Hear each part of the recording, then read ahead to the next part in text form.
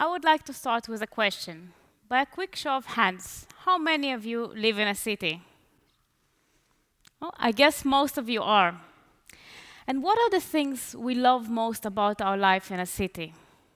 It allows us access to diversity and choice, opportunities, and everything is close. Now, what are some of the things we don't like, or maybe even hate about our life in a city? Traffic, pollution, noise, it's expensive. Now today, I would like to share with you the idea that changing the way we use and view our assets and products in a city, we can use some of the things we most love about our life in a city and tackle the things we don't love and make cities a better place for everyone in the near future. I myself lived in many cities around the world. I was born in Moscow and I grew up in Jerusalem. I spent my 20s in Reykjavik, Iceland, and I enjoyed 2 years of living in Copenhagen. These days, I spend most of my time in London. And living in so many different places, so many different cities around the world, really helped me to shape my view and to know what do I like about cities, what I don't like about cities, and what I would envision doing differently. So it was only natural for my career to revolve around cities, and it helps me to put the vision of what a good city life into action every day. And today, I would like to share this vision with you. So if you can, please turn on your imagination and join me to the journey to this future city. Imagine you wake up in a house that is constructed from completely clean and safe materials. This house was designed to fit your needs, and it can be easily changed as your needs throughout your lifetime change. If you have a child or your spouse moved in and out, adding or removing a room is not a problem, and then you never have to move. Additionally, because your house is constructed from materials that can be reused, the construction of the house is cheaper and makes it more affordable. On your way to work, you don't need to drive anymore because a good constructed public transportation system is now making driving pointless because it's cheaper and more convenient to commute in a public transport. If you do decide that you would like to take a car, you take up your phone and you press a button. Within minutes, a car appears at your doorstep, and it drives you to work and then drives off. You don't need to worry about looking for parking, or maybe paying insurance, or maintaining your car. In our future city, traffic jams, pollution, noise, all now belong to the past. You arrive to work, and you share your office with other companies. Many of your colleagues are traveling a lot, or they're working from home. So you use this spare capacity to share your office with other companies in a similar situation. It allows you to cut the bills and create a much more vibrant business environment around you. On your way to lunch, you go to a local maker's cafe. It's an old building that has been repurposed, and now it's an innovation hub.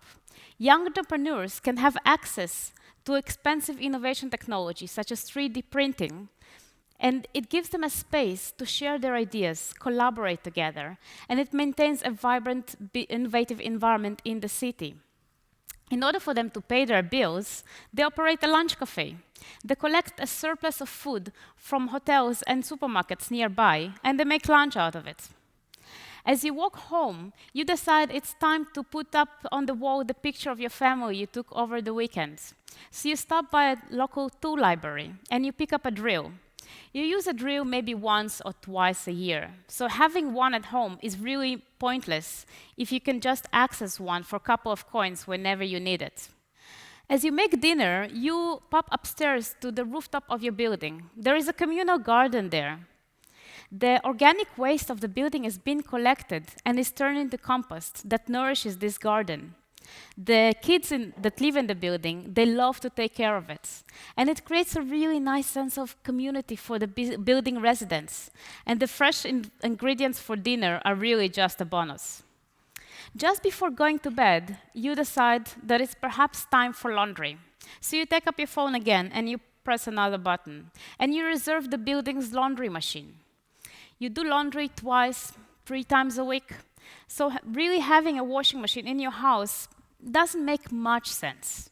Instead, you pay a monthly subscription and you have access to one whenever you need it without worrying about breakage or leakage or upgrading for the next one. Laundry time is done and it's time to go to bed. And now we can all close our eyes and wake up back to our reality. Do you think this is some sort of science fiction or perhaps a product of my imagination? Well, actually, each and one of these elements of this vision already been practiced today by cities around the world. There is not one city that has all of it together, but increasingly so, cities and businesses discovered the great opportunity to rethink our operational model and to rethink how do we view and use assets, materials, products, and data in our cities, and to find a way to keep them at their highest utility and value at all times, generating positive social, economic, and environmental business by doing so. I work for a global think tank called the Ellen MacArthur Foundation, and it's our mission to promote the transition towards the circular economy. What is a circular economy? It's a new economic paradigm that looks for ways to design the concept of waste out of our production and consumption systems. What do we mean by that? If we look at our current economic model, we take materials from the ground, we use them, typically once, and then we throw them away. It's a linear model. And it's a source of many of the problems we experience today, from environmental degradation to pollution, to the inability to meet the needs of our growing population in a world with limited resources. Additionally, the linear model is extremely wasteful. Once a material or product has been burned or buried in the ground, it has lost its economic value forever.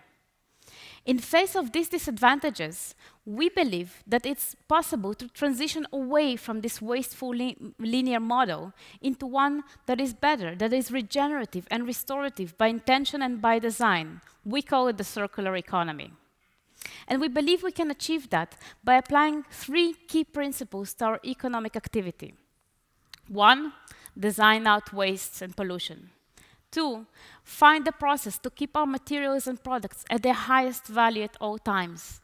And 3, regenerate our natural systems. Now, when we talk about waste, we often think about some trash floating out of our garbage can. But actually, most of our waste today is one that is structured and embedded into our daily systems, and one we don't even think or notice. Our urban mobility system is one such example, and I would like to use it to demonstrate how the circular economy can come alive. By a quick show of hands, how many of you came here today by car? I guess about half of you, which means that at the moment, there are tens of cars standing in a parking lot, unused and idle.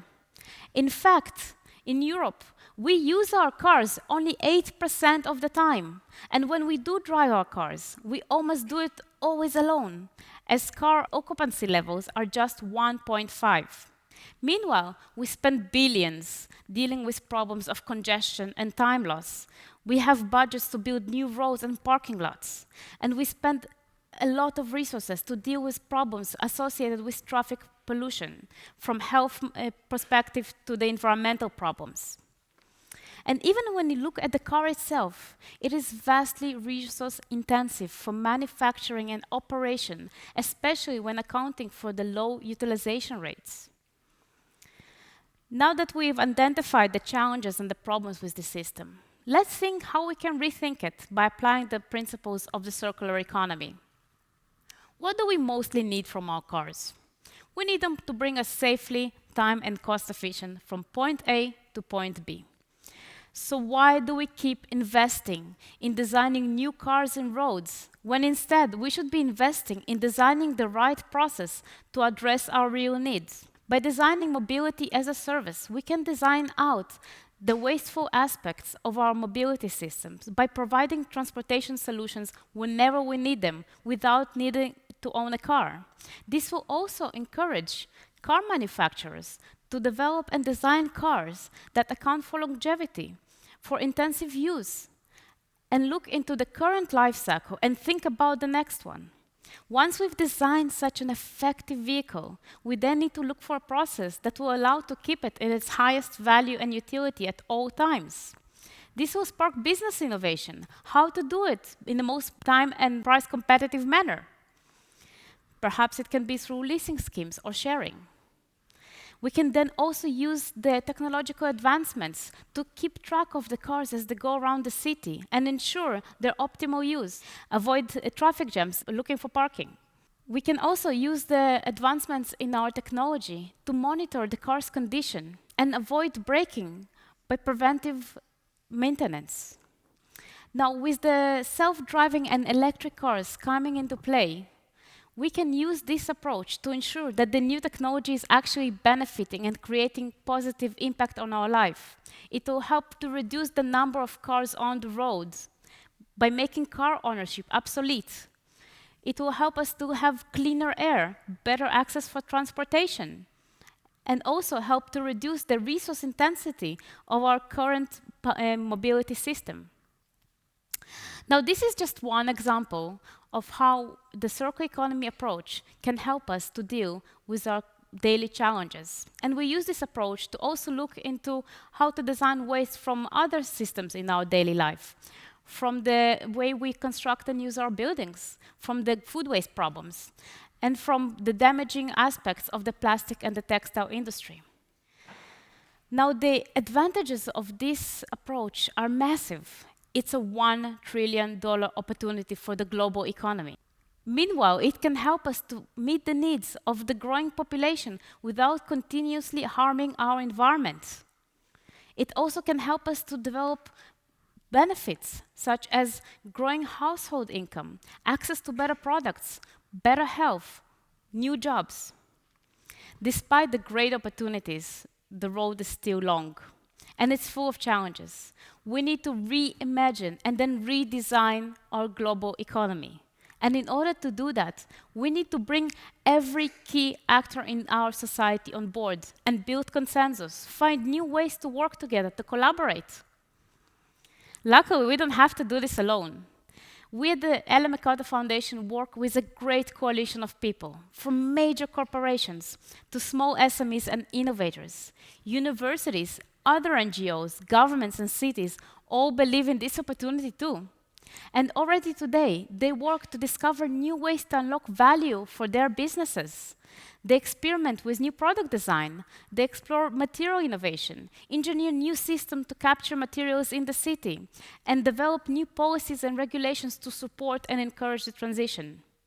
As part of this mission, I work with governments and cities around the world to explore how the circular economy can look like in an urban context. In many ways, cities are mirrors of our economy, and they're uniquely positioned to become the leaders of this transition.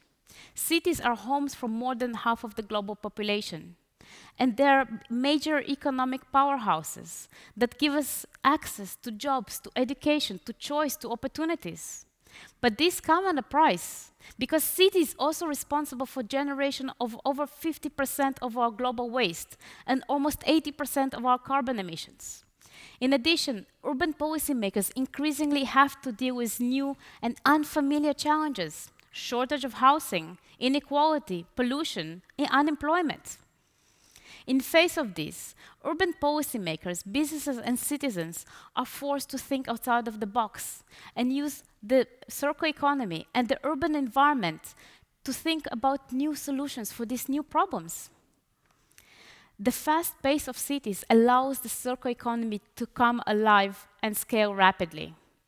And we see this happening around the world with cities we work with, whether it's Phoenix and London that empower the local business community through new business models of the circular economy. Helsinki and Barcelona reinvent their mobility systems, and Milan here in Italy manages to capture over 50% of its food waste and generate energy and valuable materials out of it. And you sitting here today or watching this talk at home, you all have a role to play in this. The circular economy transition will be driven by entrepreneurs, large and small. And whether you're a student or you're an urban planner, you're a businessman, or maybe a startup venture, we encourage you challenge the linear model, explore the principles of the circular economy, and apply them within your own context to generate positive social and environmental value by doing so. Thank you very much.